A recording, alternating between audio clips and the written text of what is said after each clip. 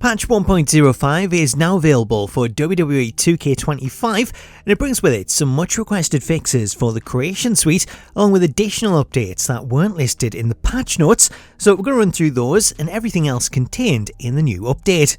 Before we do though, if you're new to the channel and you want to stay up to date with everything WWE 2K, then please do hit that subscribe button and turn on your notifications so that you don't miss out on future videos. So let's talk patch 1.05, as the developers are continuing to push out more fixes ahead of the global release on March 14th, with a new patch 105 update being the third patch in less than a week. This new update, which weighed in at around 1.4GB on PlayStation, contains some big fixes for the Creation Suite, which to date has been the biggest complaint due to various missing options, though with this update and the previous two, it's already fixed quite a lot. So let's go over the patch notes to show what was contained in this update, then I'll go through some additional changes that weren't announced.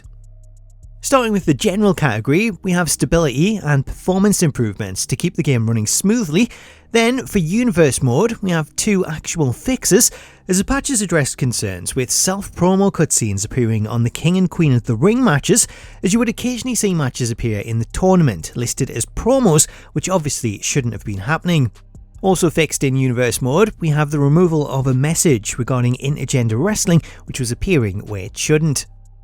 Under the character category, we have two fixes for some WWE superstars, as Creator Game Vault recently shared an image of CM Punk, where zooming in on his shirt you could see that the text read "Best in the World" rather than "Best in the World", and this is something that the patch has corrected, as the update has fixed the spelling on the shirt, though there's still other superstars that do have similar issues, one being AJ Styles, as Game Vault also pointed out that his tights say the phenomenal ONS rather than the phenomenal one.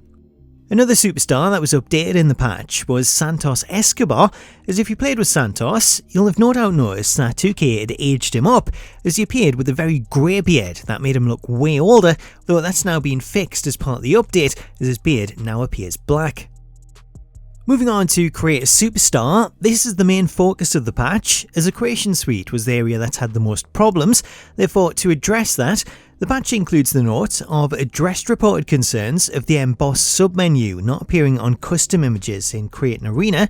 addressed an issue where the material submenu wouldn't appear on images in Create a Superstar, addressed reported concerns of the parts colour option being greyed out, addressed reported concerns relating to duplicate face tattoos, and addressed reported concerns related to custom images not displaying correctly in matches. Based on feedback from creators, these updates have significantly fixed a lot of the problems and brought back a lot of the missing options, so the Creation Suite is now in a much better state than it was at the beginning of early access. The last of the patch notes refers to online, where we have stability and performance improvements, with these coming in relation to the game's servers, which in themselves have been a big talking point, as there have been times where matches on the island have lost connection, or players have been unable to connect, and because we're still in early access, there is a big worry as to how well the servers will cope once the game is officially released, so hopefully these improvements do make a big difference. So that's the fixes that were listed in the patch notes. However, there were some additional updates that weren't listed, one of which was revealed by the developers on Twitter, as former community manager turned developer Cornell revealed that the patch includes a fix for the Japan Arena not unlocking when completing MyRise, as when you create your second character in the story, if you choose the rival promotion option and then complete that story, this will unlock the Pro Wrestling Japan Arena, though prior to the patch there was an issue which stopped this arena from unlocking. That problem is now fixed as of this patch update, though if you originally played the story and it didn't unlock, unfortunately you'll have to play it again to unlock it.